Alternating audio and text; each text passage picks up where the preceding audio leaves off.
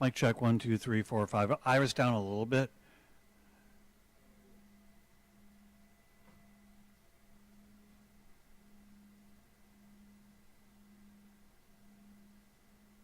About there? Yeah, I think.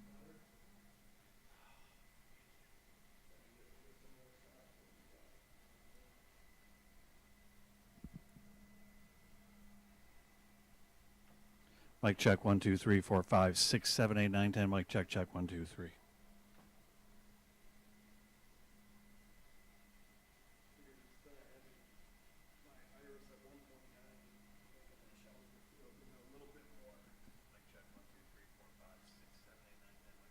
That's what I like. Hear my own audio. I'll do it.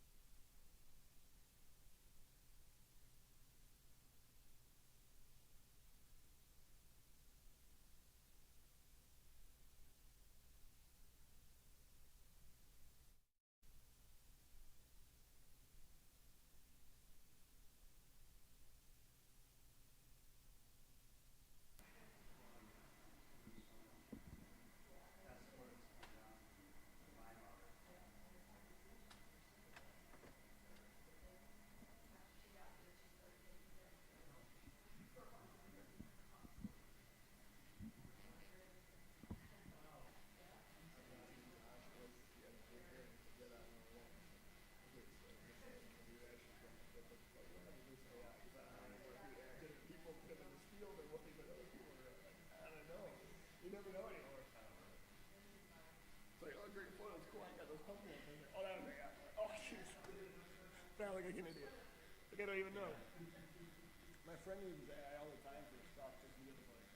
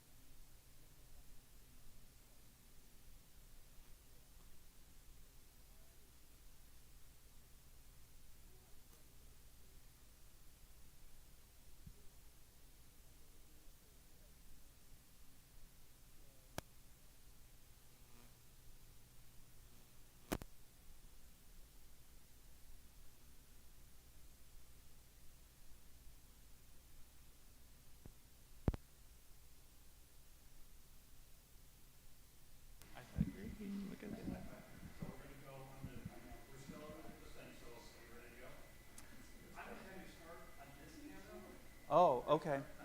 Jeff's going to come in when you start talking to her. Okay. I'm just trying to give Jeff.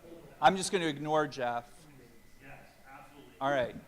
So, but this camera's. Tell Jeff something. Say, Jeff, I need you to do. So that way the stream knows you're talking to him. So just be straight at it. I'm not going to tell you anything because I don't even know what you're shooting. So, but if you're over there, I'll tell you to. I'm like, hey, Jeff, come join me. Nope.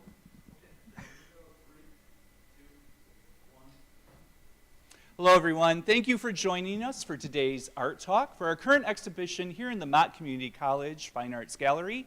This exhibition is past to present. It features former MCC art and design students from 1966 to the present. That's 57 years of amazing art that we have on the walls in here. So today, we have a number of the artists that we've invited back to share some of their insights with you.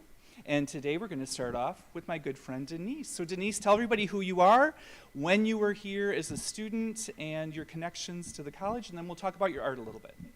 Okay. Well, I think you already know I'm Denise Davidek. I think he said that. So I came here in 1970, the year I graduated from high school, and then just came to college here, stayed till 74 because I couldn't get enough of it. Really, I loved all my instructors. Hope you do too. And I love the freedom. We had a lot of freedom to, I don't know what, do what we felt like we needed to do. And I did go to Wayne State to get my BFA, and I also have a master's, but that's in art education. But it's fun because you can take some art courses to get your master's in art education. And got to go to England on that, for that. That was great. Anyway, and I come back, on and off, I come back. Yeah, you're not just a former student, you continue to be a current student throughout the years, right? Right, right. My last official class, I think, was with Mary Burkmeyer, printmaking. She's not here anymore. Anyway, anything else about that kind of stuff? No, that's great. That's great. So why don't you tell us a little bit about the piece you selected? Right. Yeah. Well, I selected this one, because it's the painting part is an older piece, and I always wanted it to be finished with a frame that had as much junk on it as the picture had. And this is, I kind of call it a portrait of a plaster cast, because I made a little plaster cast and all these little buttons, jackknives. This was a piece of cutout wood to go into some other art I had. And I stuck it all in, pulled out in sand, just a sand cast. And then I gave it to a really good friend of mine. And I went, why? All these years, I've been upset. So one day I went and said, I'm going to do a painting of that plaster cast. It was about like this. So that's the painting of the plaster cast. And it never got its frame until now. I just did this part now.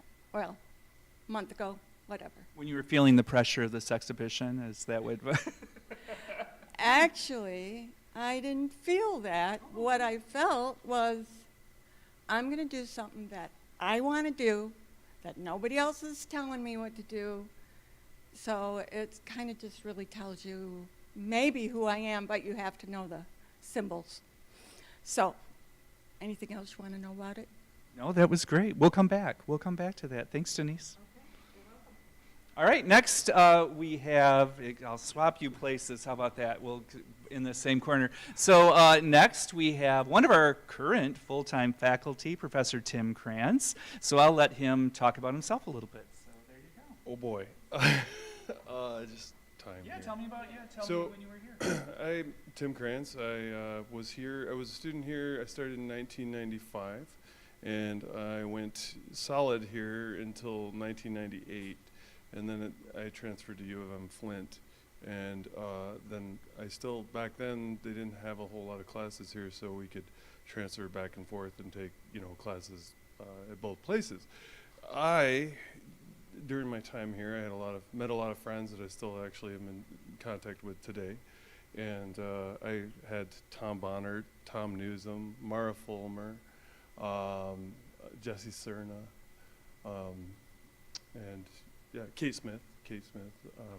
I loved sculpture with her. Sam Morello, of course. Sam Morello was my advisor. And took drawing, painting related courses. And I'll say this on camera, I wish I was the artist when I started that I was when I was done, right? I'd be more proud of my earlier works, then I went to U of M Flint and got my bachelor's, 2 bachelors essentially there, and then took a few years off, and I went to Kendall College of Art and Design. And then once I graduated with my MFA, I immediately started teaching at U of M Flint and taught there for 6 years. And then John Dempsey retired from here. John Dempsey had replaced Tom Newsom. And so after Dempsey retired, I hired in and got his position essentially. So I teach drawing and painting here, which is really cool because that's what I always wanted. The minute I decided I wanted to go into teaching, I wanted to, basically come here. Like, this is literally the dream that I always had. I wanted to replace the guys that helped teach me, and so I could carry on that legacy and that quality foundation that they gave us, and and I try really hard to teach the same things that they taught us, when I was a student, plus a little more hands-on as well, because it's just my style. So, yeah. So can you tell us a little bit about the piece you selected for this exhibition and how that speaks to you as an artist? So this piece, part of the reason I chose it was I teach drawing and painting related courses. I'm primarily a painter, but I draw very similar to this on every single painting that I create. And so I've been trying to make more pure drawings. I've been playing a lot with a lot of different colors and textured papers, or not colors, a lot of different papers and a lot of different textured papers. And this was a piece I did in 2020. And it never has been displayed since. It was for an exhibition that was just at the tail end of the pandemic, so it didn't get out there a lot. And so I wanted to show it, but I just really enjoyed making this piece. I felt like there was a lot of art history feel behind it. I was trying to kind of do a really dramatic piece where you got 2 figures, but really in a sense you only have one and the other one's just kind of lightly implied and all that. And this is actually a toy that I have, but the robot I completely made up based off of a bunch of different robots, and I just kind of threw it in. But it was fun though, because originally it wasn't supposed to be framed. I framed it, and when I did, I noticed that the arm looked cut off because I had taped it to the wall, and so I finished that, which then made me have to kind of imply that. So it's always fun to, so like Denise said, I basically went back to it about a couple weeks ago and re-entered it, but otherwise I haven't touched it since 2020. And it's just a quick, fast drawing.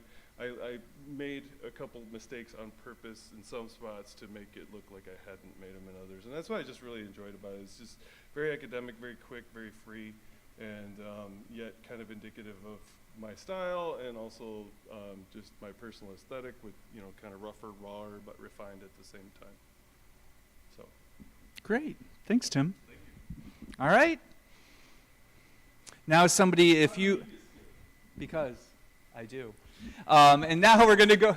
Yeah. See, when you run the show, you can do whatever you want. No, that's okay. It's good. It's not about me. It's about all of you. So this next amazing artist and former student here probably doesn't need as much introduction, because if you've seen the Flint art scene, you know him. He's down in Detroit. He's everywhere. So why don't you tell us who you are and what you do?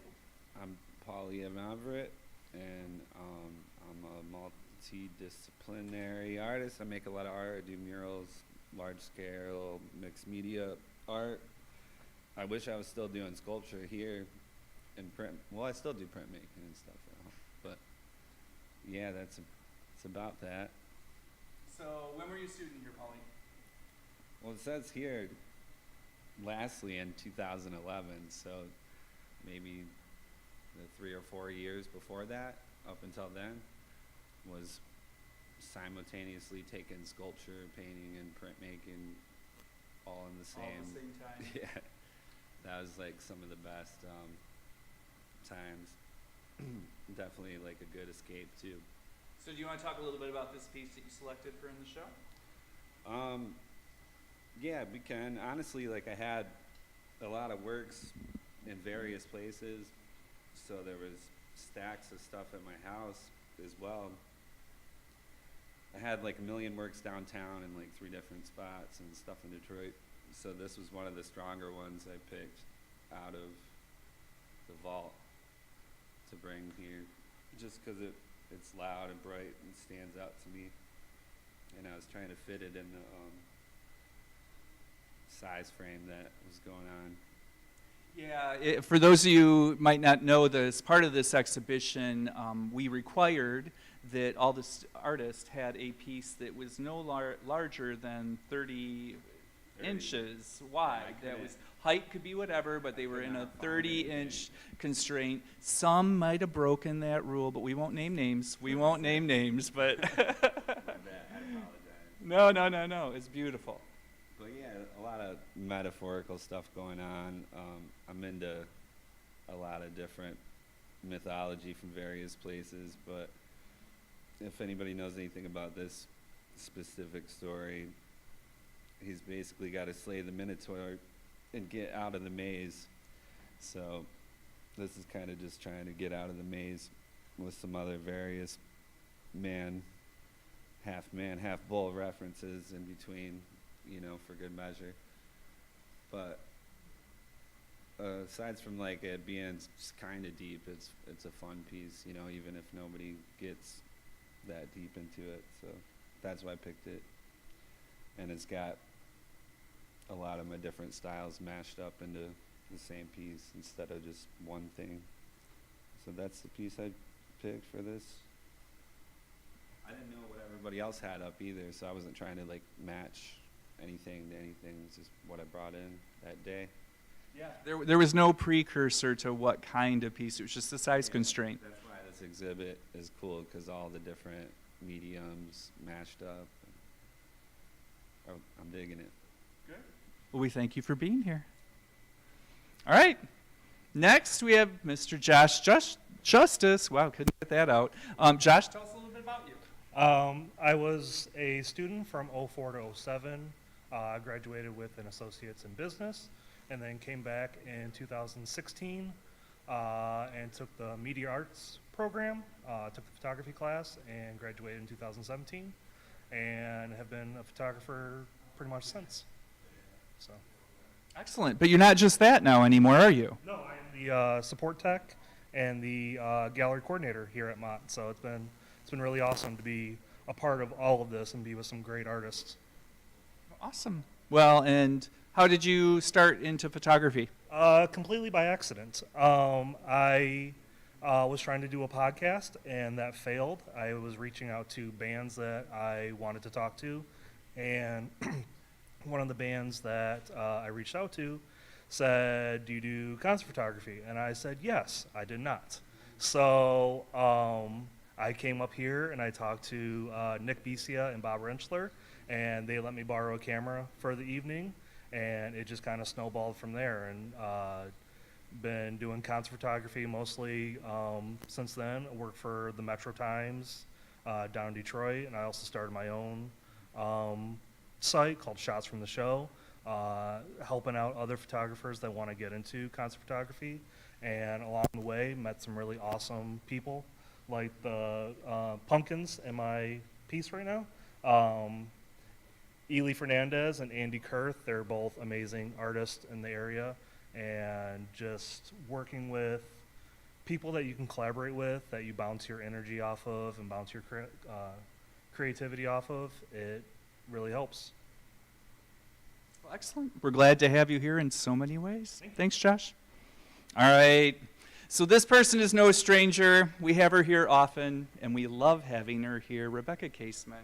Hello, it's good to be back. I was here, I graduated in 2014 is what it says. Not that you remember. You're like, ah. It's been a whirlwind. I love this place. My connection to Mott is that this is where I figured out what I wanted to do when I grew up at 40 years old.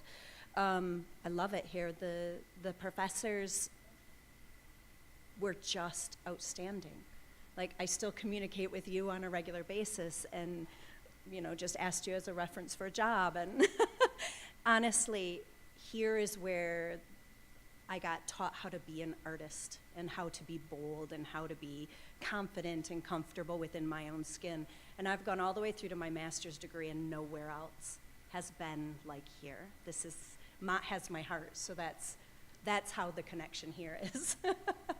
Well, and we have a whole past podcast, or one of these art talks that we did during the pandemic where we gushed over each other. And for us here, it's always great to see our students go on to have the accomplishments that you've had, all of the people in this room have had. So you're a testament to what is possible. So thank you. With a great start, yes. So tell us about this piece, because this is new for me to see something like this from you. So. Okay, so the size constraint and it needing to be on the wall was a bit of a problem for me. I generally make very big. I work in all different media, but I chose this one as a ceramics piece because when I was here, I was a ceramicist. That's where I fell in love with art. That's where I fell in love just with making. And it still is my comfort zone. Like, if I'm just wanting to make for the joy of making and not because I have a deadline, it's ceramics every time. This piece just, it is one of my favorites. It's from 2018 and it always just sits at my house or is on a wall. It's one of those pieces that I don't really want to get rid of, because it moved me in the direction of all of the things that I do now, thinking really abstractly and thinking about moving off the pedestal and all of those things. So I thought that this would be probably the best one to use for this show. So. Well, and I love it because it's filled with secrets. You really have to engage with it to truly appreciate. You can't just stand back. There's a lot of stuff going on inside there. So awesome. Good to have you. Thank you. Always. Here, I'm going to switch you places. How about that?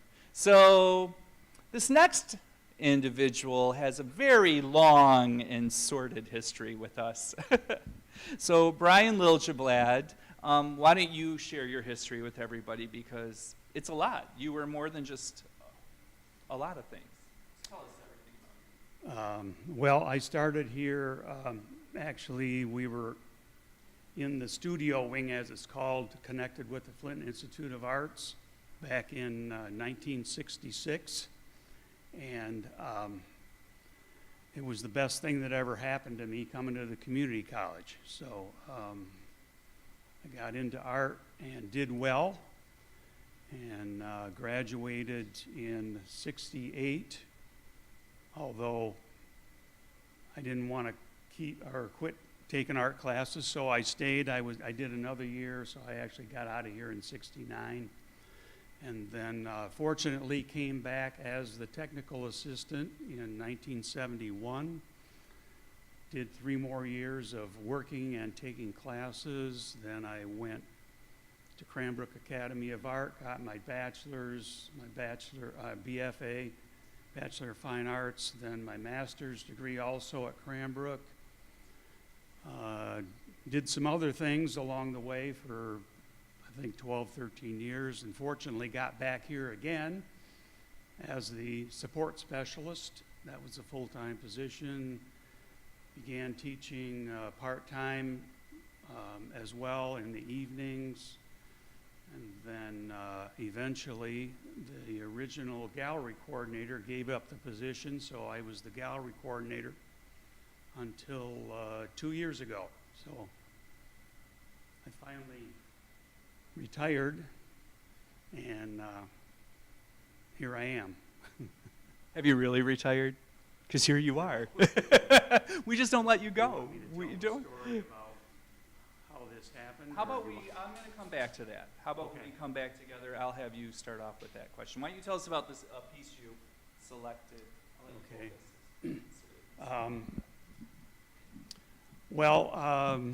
This is kind of an evolution of an idea that I kind of solidified and came to use continually since I was a student at Cranbrook. It's hard to explain, it's a long story, but so what happened in this case is that I started collecting these primarily plastic objects, probably 25 years ago, not really knowing for sure how I was going to use them. I knew that I wanted them to be part of an art idea that I had, like I said, been pursuing. So we were invited as a department in 2019 to have an exhibition at Greater Flint Arts Council. And so I just decided, well, I'm going to jump into this. And I kind of came up with the first version of this, which involves the center piece and then the expansion from the center out with the addition of the rest of the pieces that you see here. So in this case, I added this plastic netting, trying to make it a little more dynamic. It was just circular before, so I tried to stretch it into a parallelogram, kind of a plane in space. And then the difference with this piece also is that some of these pieces started to move away, or I use the term escape from the general group, the center, the idea. So there it is. Awesome. Thank you, Brian. You're welcome. All right. So now, Mr. Cephas Thompson, Hello. how are you doing today? Good, good, sir. So tell us about your time here, and then we'll talk about your work. Okay. I was a student in late 70s and early 80s, and I started as in theater, set designer, that kind of thing, designing sets and building sets. And I had an opportunity to work at FIA, so I took a position there. We was responsible for the collection, the gallery space. We designed space for the exhibitions. We had to build the space and this and that. And I was taking art classes at the same time. And I ended up loving to create art. And I was torn between working at FIA, being an artist, drawing, painting, printmaking, that type of thing. But I ended up, after I retired, making art again. So here I am. And even coming back as a student, right? You were back in like a Yes. painting class, or Yes. right? Yeah, Yes. recently. Yes, I was. So that's awesome. Yes. I love drawing, but painting and printmaking is something that I was pursuing when I was an art student, but it didn't happen. So I started drawing a few years back, and I got a studio at home, but I don't have the space to paint. I don't have a press to make prints, so I decided to draw, so this is where I'm at right now. I'm just a drawer. And can you talk a little bit about why you selected this piece?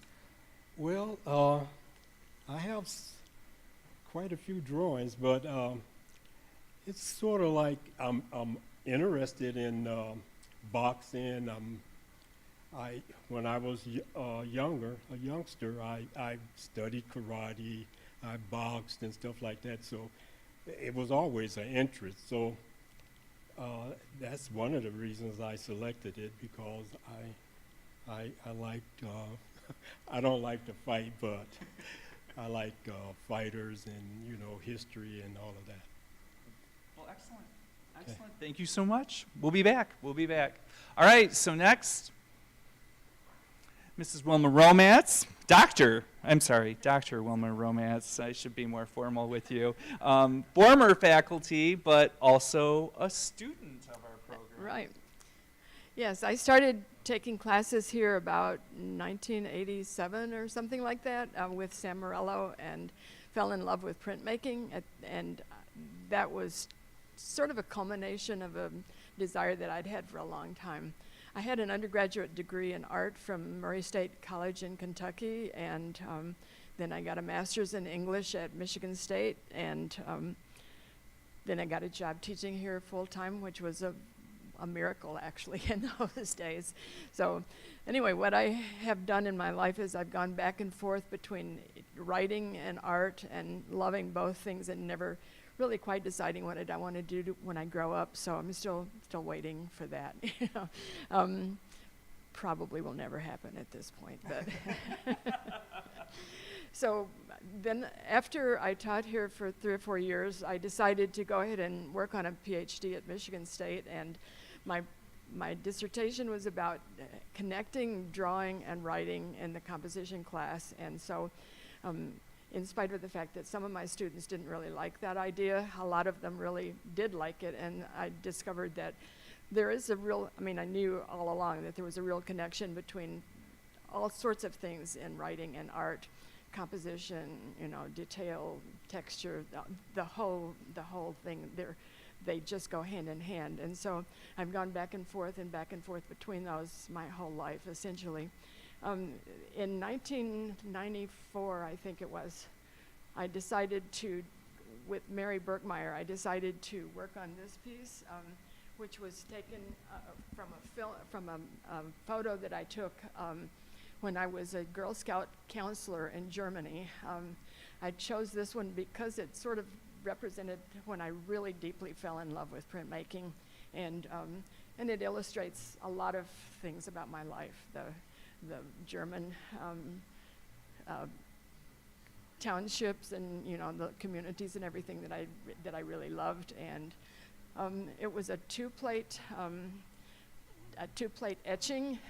Did the line part of it first, and then I added the color on a second plate, and was pretty happy with it. So I chose that because it goes way back and started me off on a real part of my career. Yeah, I don't think I've ever seen this piece before until it was hanging, and the detail is just beautiful, Wilma. It's absolutely beautiful. Thank you very much. Yeah, well, thank you. And I love it because we can't really give you a graduation date here at Mott because you've never stopped being a student since you started taking classes. So I absolutely adore that too. So thank you. I'm honored to be part of this college and this exhibit. So thank you very much. Well, thank you. And finally today we have Nancy Pennell, who is also a continuing student. I'm never getting right here. Why don't I swap you places, Nancy, so you can be seen better. So why don't you tell us a little bit about you and your art? Okay. Well, my art education has been spread out over many years. I graduated from high school to 2 years of college. Then I raised a family, and then I decided that I wanted to go back and finish college, and so I did.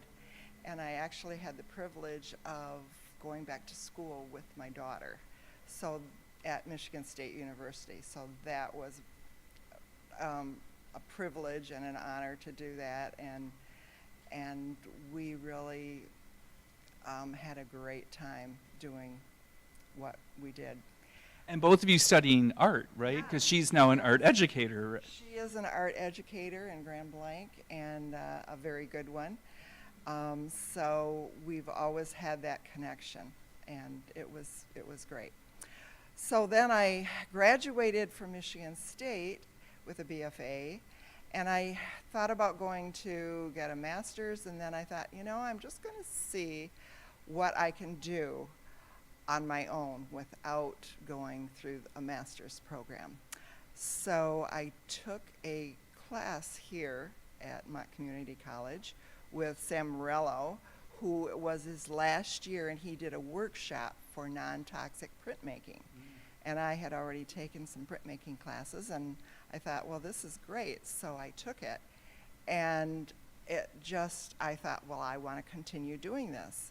I made some friends in the class, and they said, well, you should continue to take printmaking classes. So I did. And and I've been taking them every year since, I believe. You've never stopped. You've I've never stopped. Because you're a student this semester, too, so just like Wilma. So. I am. And because you have such wonderful facilities here, that I could never have a printmaking shop like you have here. So it was great. And I could do basically anything I wanted to do. I had freedom. I had encouragement. Mary Berkmeyer was wonderful, encouraging instructor. And so I just went out and did what I could.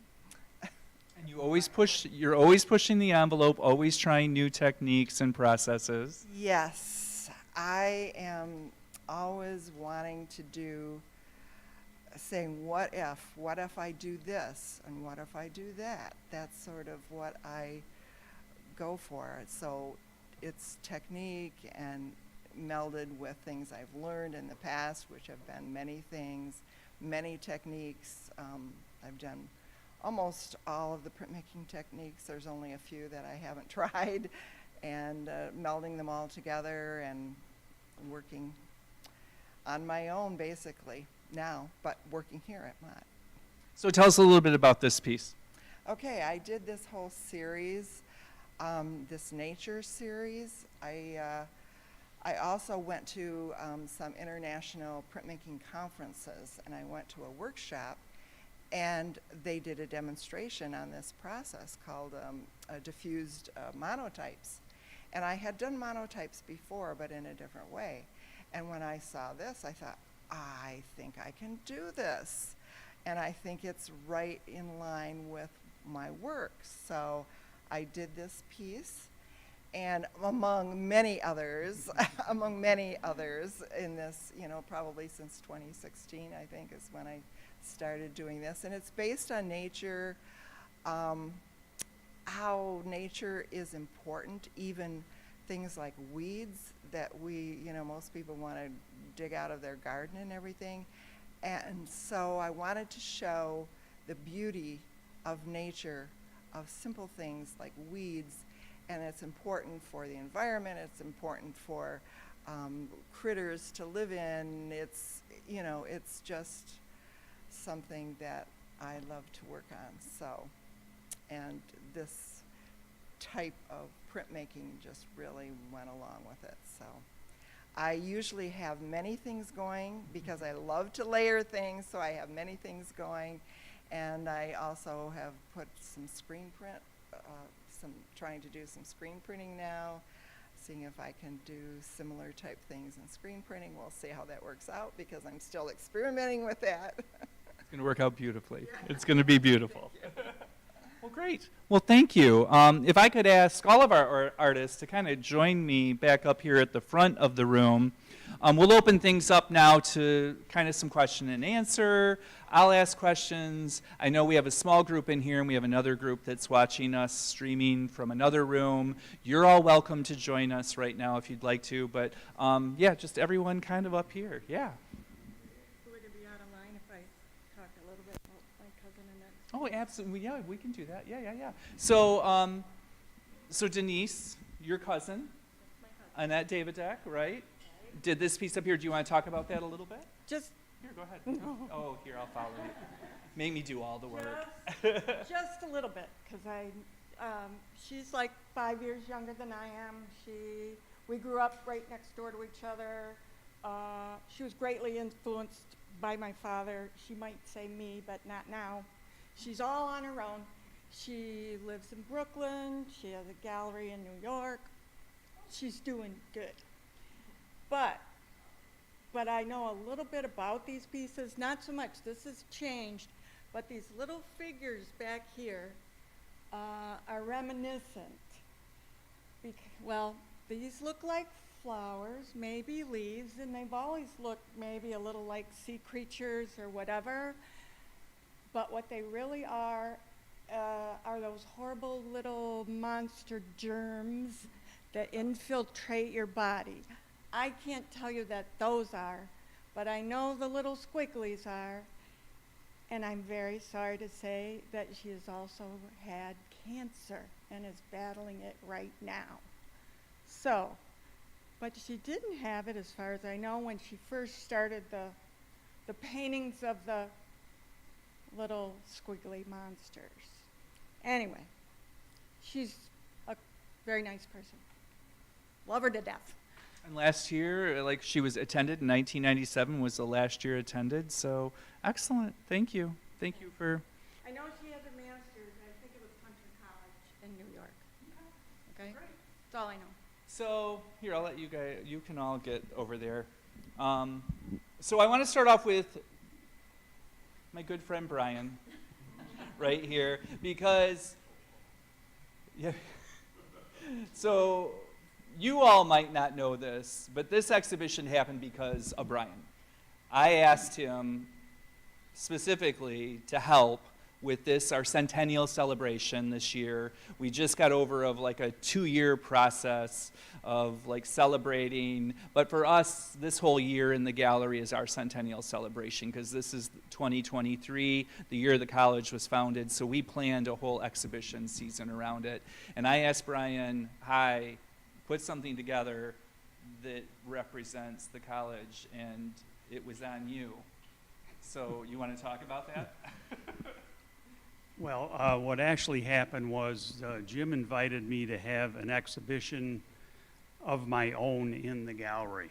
And I haven't been working regularly for several years. I didn't feel like I could pull that off. So I suggested that we do this exhibition of former artists. And so I mostly, but Jim and I collaborated on the artists relative to the newer members of the exhibition here. So anyway, that's how it happened. So because I had been here on and off for so many years, and it was a total of 34 altogether, I had some connection with everybody that has exhibited here along the way. So this has been very special for me in that regard because I've made contact with some people that I haven't been in contact with for quite a while, and was able to invite them to exhibit, and fortunately they mostly all responded, and so I know I'm the oldest of the group, going back to the 60s, and then Denise Davidek is my wife. I met her here when she came as a student in 1970, and then we have her cousin Annette. This is a friend that we met in the 70s, Steve Curry. He is Annette Davidek's husband, and so it was nice to have his work because he's been a very successful artist in New York as well. And so it goes on from there. Young guy, Chris Loomis. I call him a young guy. He's in his early 50s now, but I met him as a student when he came from high school. He was 18, and he's been highly successful, now lives in Taiwan. He's been a studio furniture maker, renovating an amazing house in Taiwan right now, and married and has a child. They all live over there. So this, another guy we met, Ted Hadfield, was here in the early 70s also. We became good friends with him.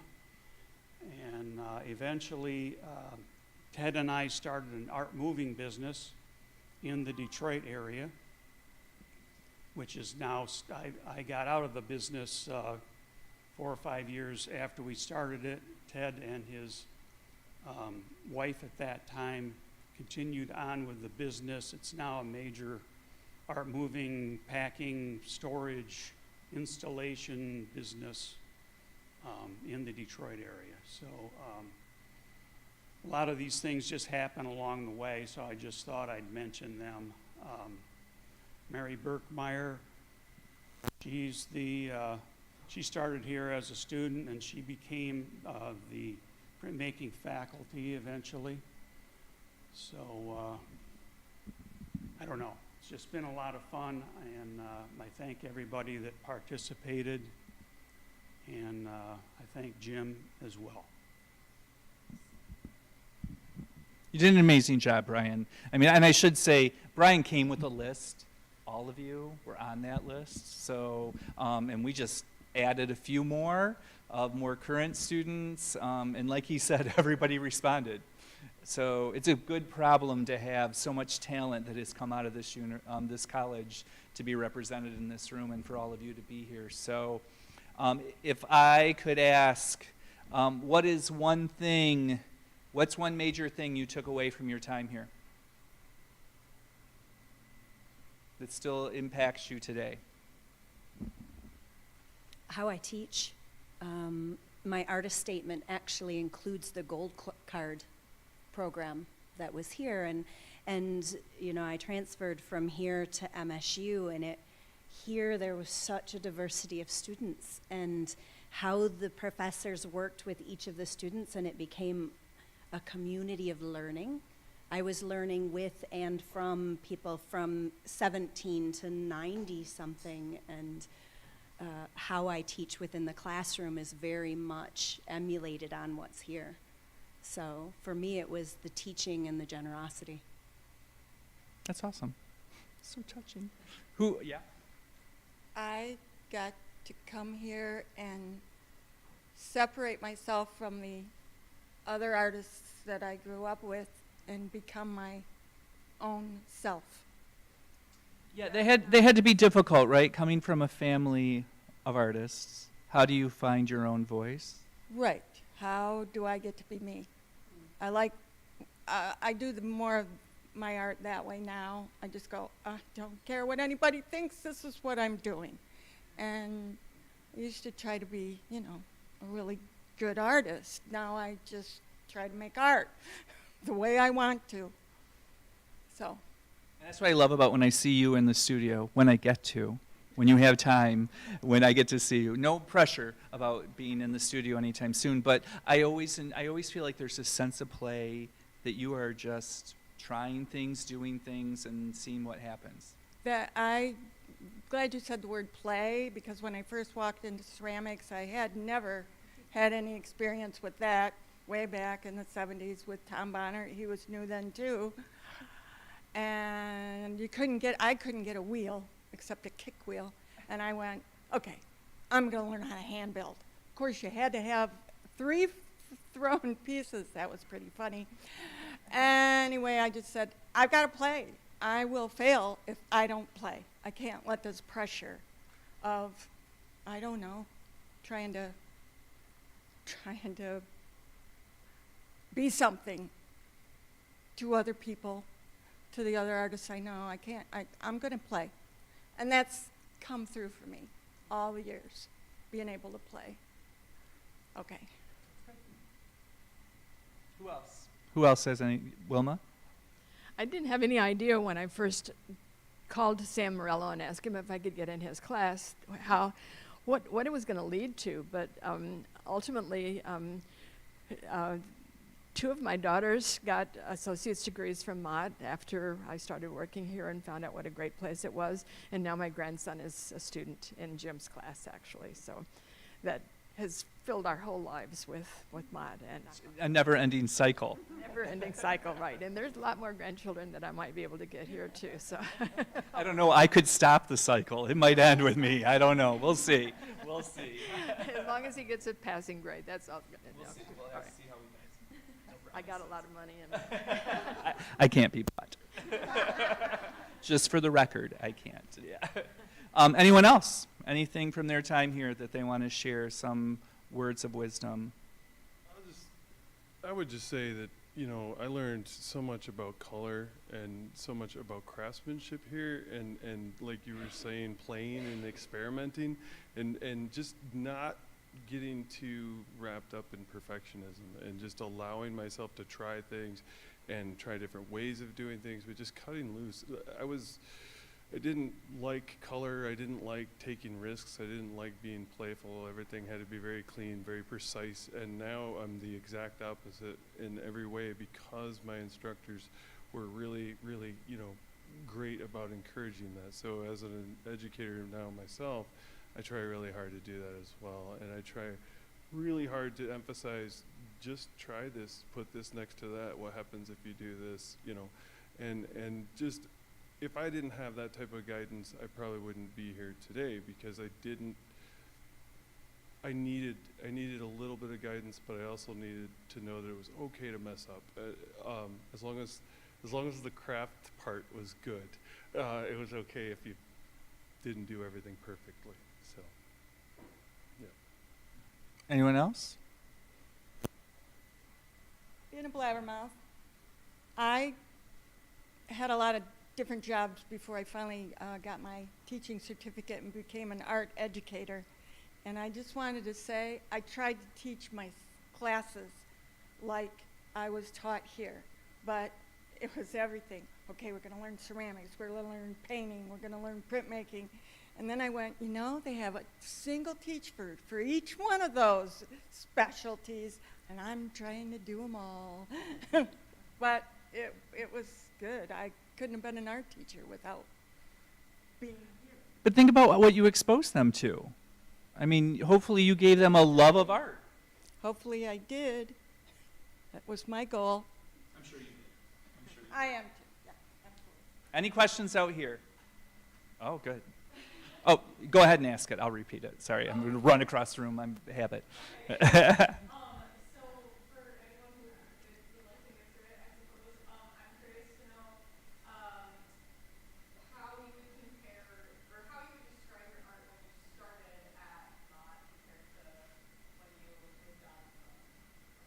Okay, so how would you compare your art to when you started at Mott, to after you left, to even now? Paulie. Like maybe when I started, I was a little more shy and like did a lot of overthinking.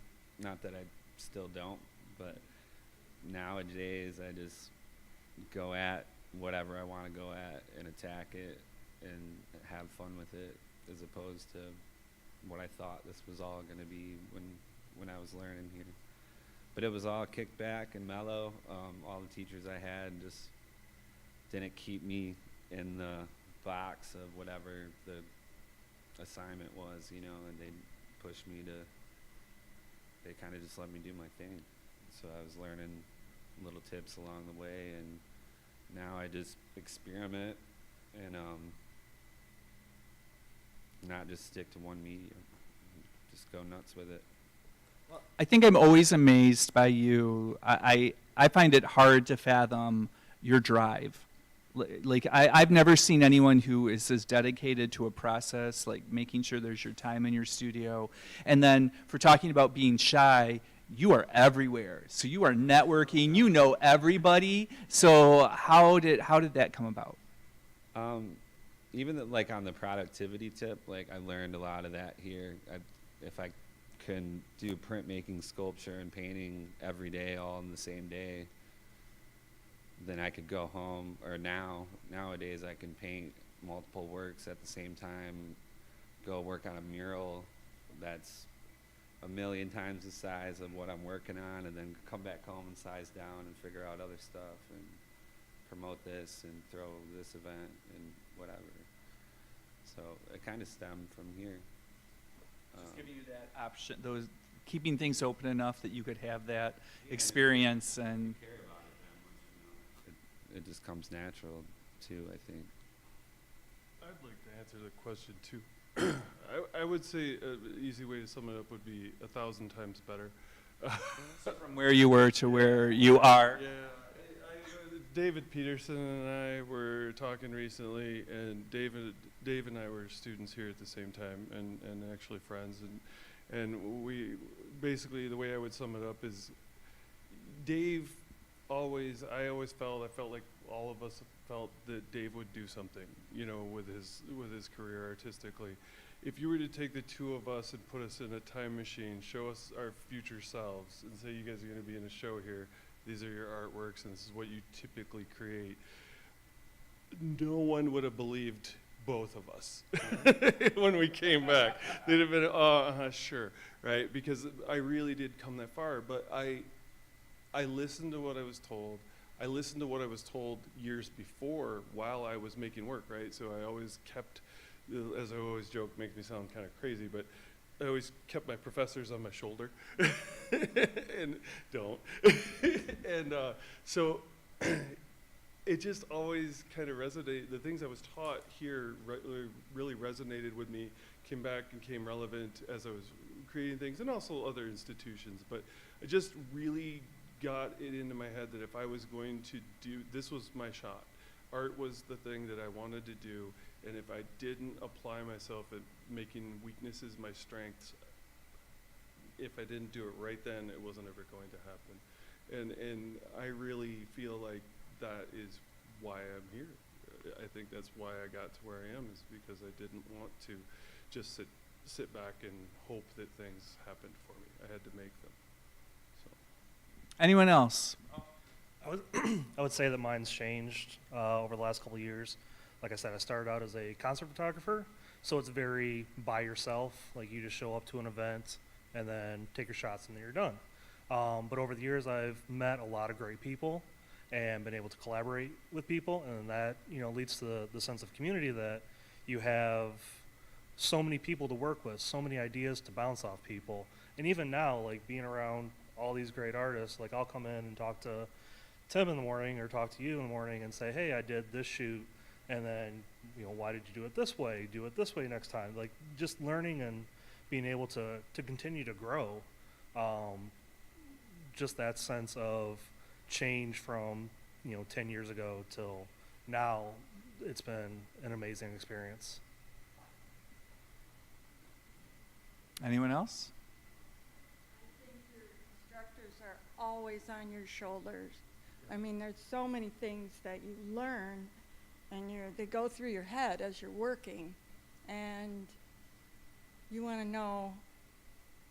I don't think I'm a good one to ask, because, you know, I drew a lot when I was a kid and watched a lot of that happening, so it's not so much that obviously my work has changed, but not so much that as just your ideas, the becoming of yourself with those instructors hanging out.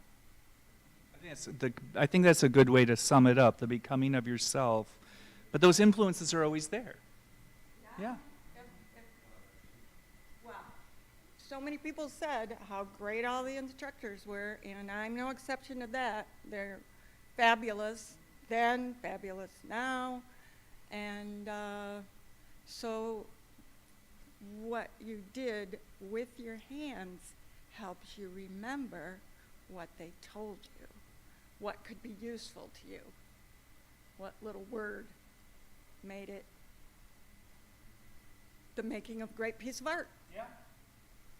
I know. I mean, for me as a former student, it's night and day, right? I mean, I have the painful experience of having to share a piece I created as a student as an example of what we do when we deal with poster design.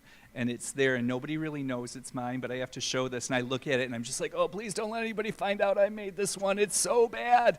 But, I mean, I have those instructors always in my ear. Janet Lorch, Mara Fulmer, who I still get to work with, Tom Newsom, Tom Bonnard, I'm always thinking, what would they do? And even in my classroom today, I'm constantly asking myself, like, what would Tom Newsom do to teach 2D design more effectively?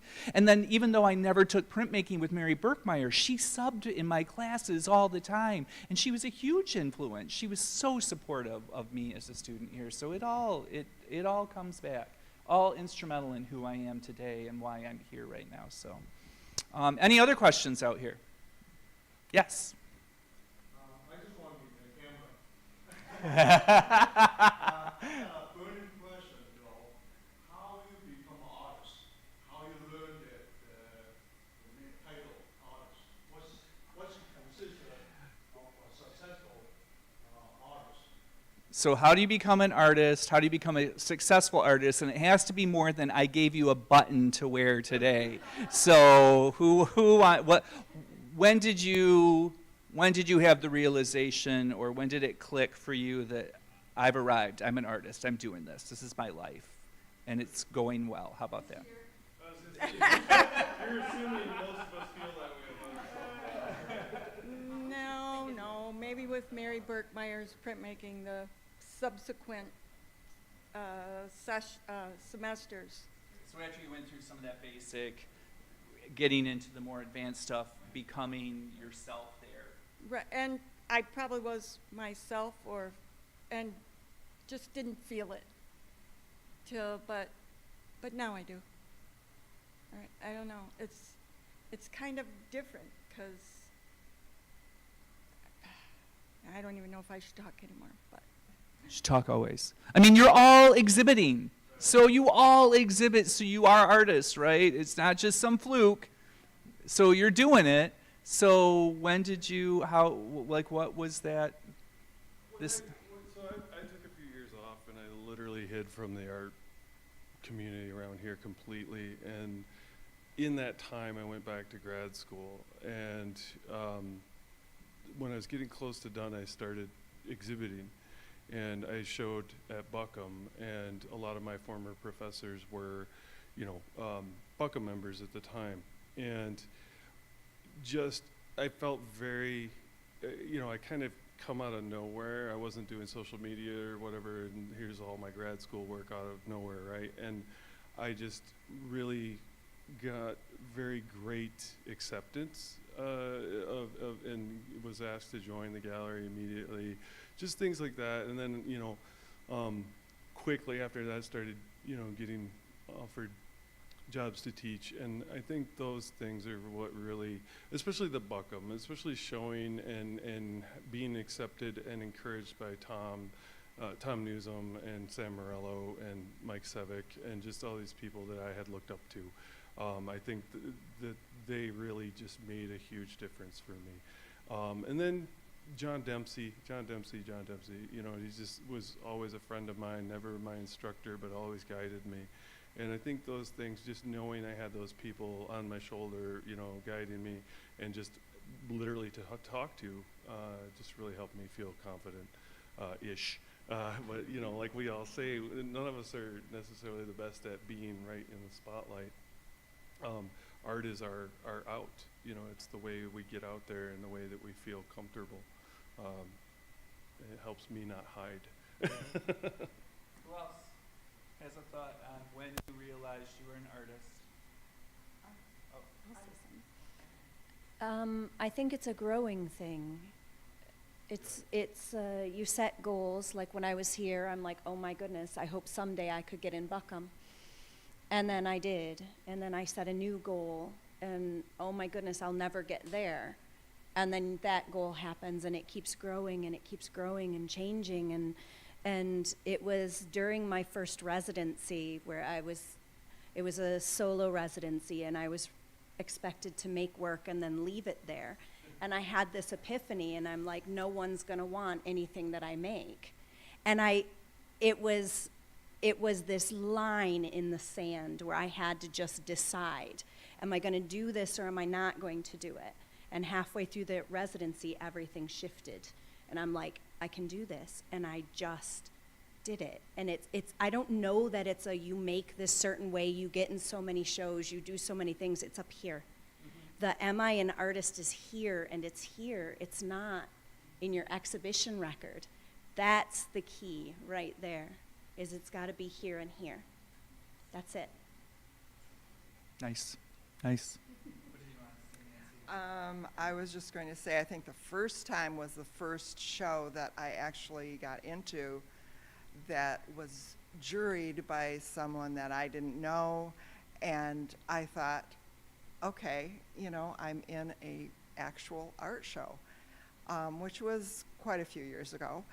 But every time I get into a show that's, you know, juried by someone else that I don't know, you know, not any of my friends or any of that type of thing, then, you know, or by your professors or whomever. But inside, it makes a difference. Like you said, my artwork comes from here and goes outward. And then it's and then you feel like it's accepted, you know, when it goes outward. And because you have to do something with your art, you're not going to just keep it in your basement all the time. You want other people to see it at some time or another. So that's part of the whole thing. I don't know if right now, for the first time, I'm trying to make things to sell, which is very interesting to me, you know, size-wise and everything. And I don't expect to sell, but I guess it's things that I really want to do, and they're small, so I put them out there and clip a price to them. And a few have gone, you know, into someone else's life and home. And that's kind of nice, because I think I was meant to be an artist. I don't think that that was ever not a thought in my head, even when I was a kid.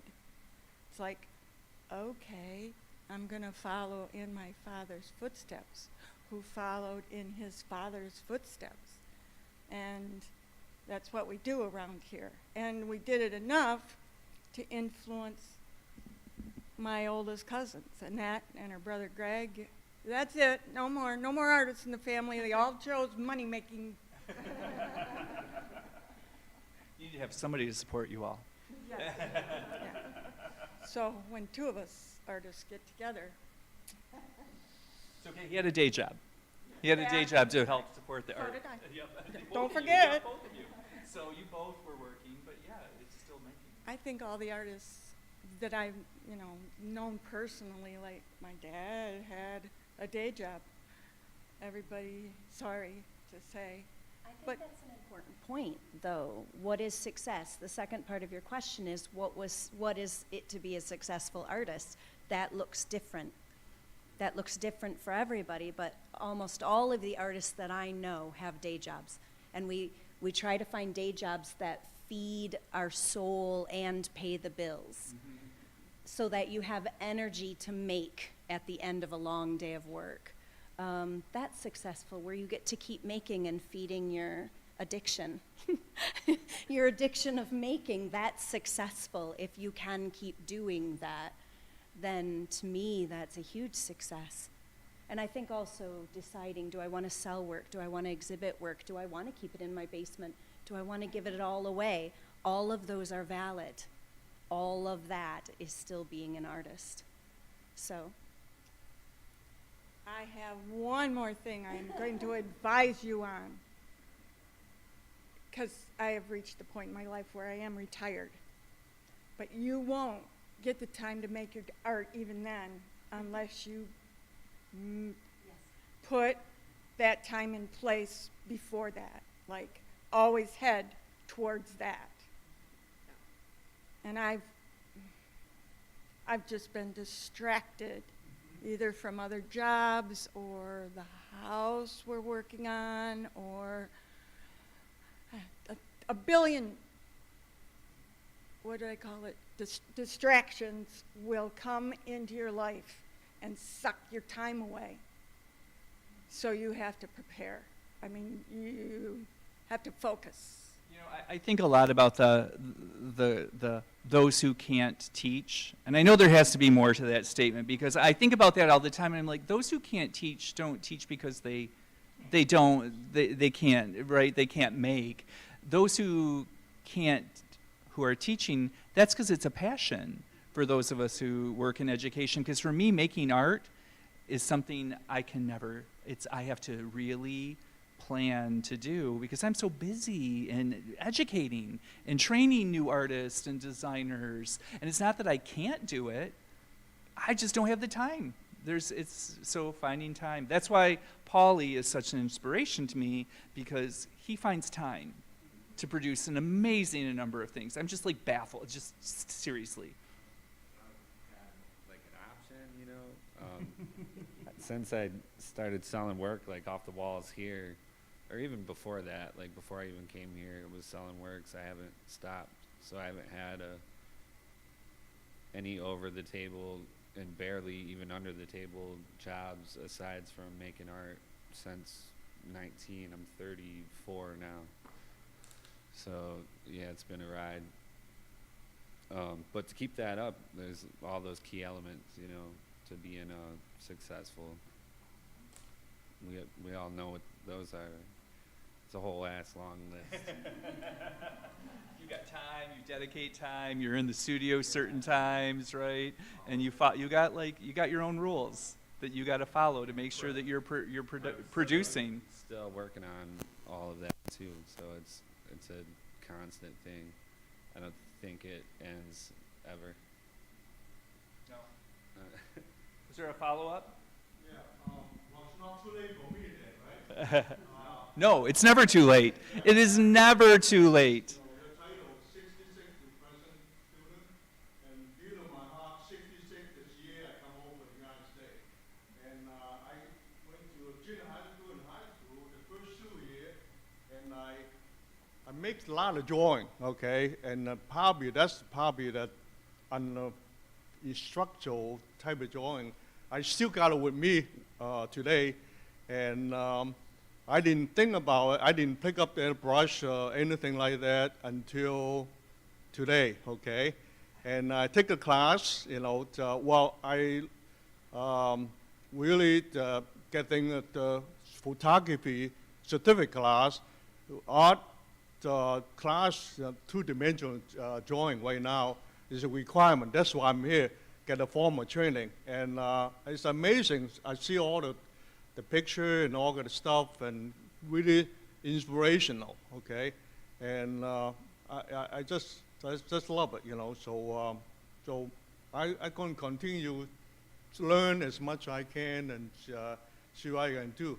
That portfolio I have back in high school, one day my younger son, he looked at it, you know, and kind of spot him, you know, what he wanted to do. You know, he liked animation, the Japanese animation, all kind of cartoon, thing like that. Now, at this point, he's an art director out of Los Angeles.